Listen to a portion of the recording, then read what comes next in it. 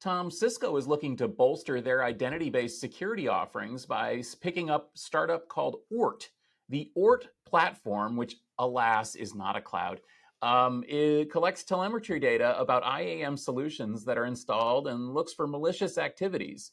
The watchdog solution is designed to prevent attackers from gaining a foothold and using the existing IAM system to persist in the environment.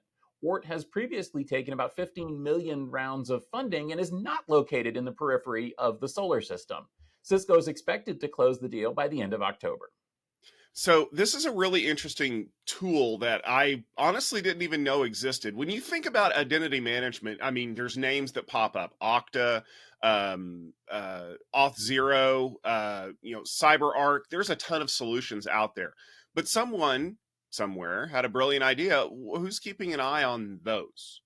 And one of the things that we've seen over the long haul of cybersecurity is these interesting ways that attackers will use a company's own systems against them. We actually have a story coming up that will illustrate the problem that Oort is trying to solve, wherein all I have to do to get persistence is gain access to your IAM solution, and then I can basically give myself credentials. So if you think about those movies where the super spy person has like all of the stuff that they're using a razor blade to cut out the picture and glue it over the top of the name badge, and then I'm going to put the name badge on, and then remember everybody's favorite scene from Sneakers with the voice print tape recorder, my voice is my passport kind of thing.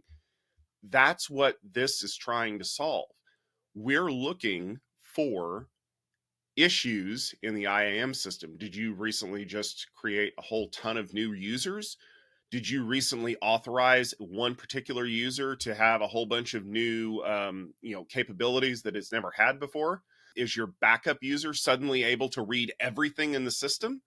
That's what you're looking for. You're looking for the subtle changes that tell you that somebody is in the system doing things they're not supposed to. Think back to some of everyone's favorite hacks that have occurred over the last 2 or 3 years. It wasn't a situation where they kick down the door and take everything. They open the door and then they persist for months looking for ways to get access to things to create even more havoc. And that to me is why a solution like this is so important.